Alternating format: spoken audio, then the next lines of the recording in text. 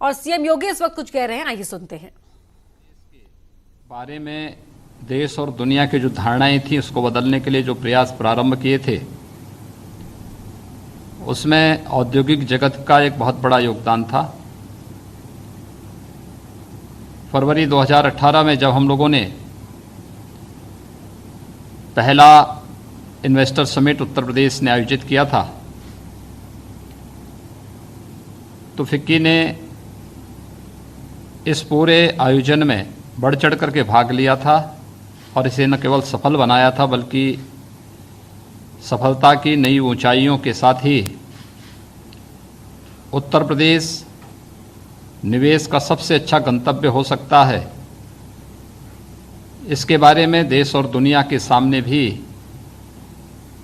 एक नया संदेश देकर के उत्तर प्रदेश की परंपरागत परसेप्शन को बदलने में एक बहुत बड़ा योगदान दिया। इसके उपरांत प्रदेश ने ग्राउंड ब्रेकिंग सेरेमनी के 2 आयोजन किए और अभी इसी वर्ष फरवरी 2020 में प्रदेश में आयोजित डिफेंस एक्सपो के आयोजन के साथ प्रदेश में रक्षा क्षेत्र के भी निवेश किन संभावनाओं को हम आगे बढ़ा सकते हैं, इसमें भी एक सकारात्मक सहयोग के साथ फिक्की के पदाधिकारियों का योगदान रहा है। मैं इसके लिए आप सभी को हृदय से धन्यवाद देता हूं। हम सब जानते हैं कि उत्तर प्रदेश आबादी के लिहाज से देखें तो दुनिया का 5वां एक बड़ी आबादी का देश बनता है, यानी अपने आप में उत्तर प्रदेश एक बड़ा मार्केट भी है, लेकिन उसके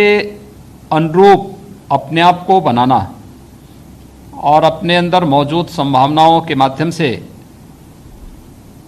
चुनौतियों का मुकाबला करने के साथ ही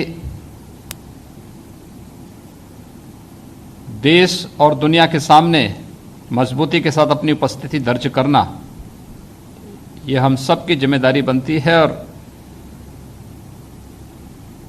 यह एक व्यक्ति अकेले नहीं कर सकता, अपने आप में एक टीम वर्क है। सरकार भी है, प्रशासन भी है, औद्योगिक जगत भी है और कॉमन मैन भी है। सभी लोग जब मिलकर के एक सामूहिक प्रयास करते हैं तो उसके परिणाम भी उसी रूप में सामने आते हैं।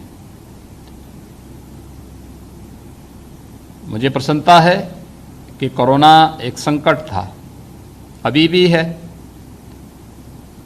लेकिन कोरोना संकट से कैसे निपटा जाना चाहिए, सरकार के प्रयासों के साथ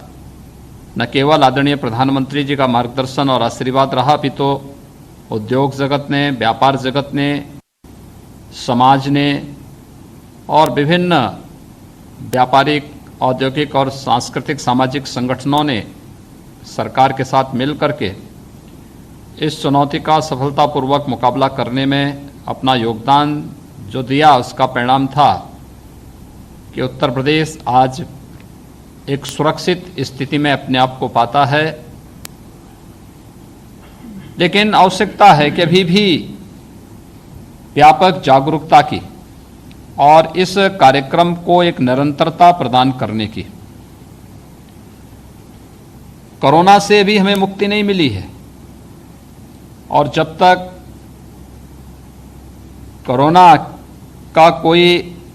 व्यवस्थित उपचार या कोई वैक्सीन नहीं आता है, तब तक हमें सावधानी और सतर्कता तो बनाए रखनी ही पड़ेगी।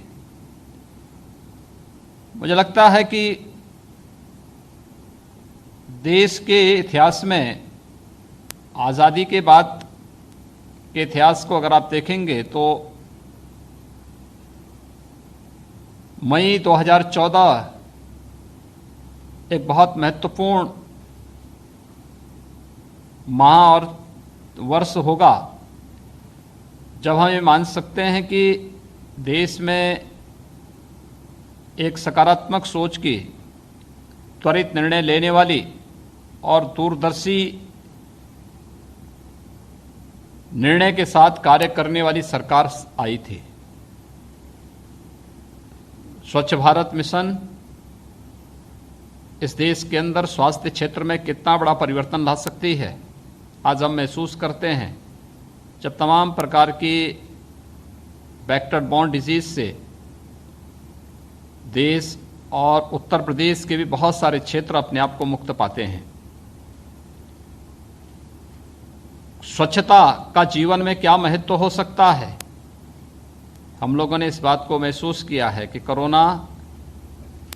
हमें स्वच्छता का भी एक संदेश देता है।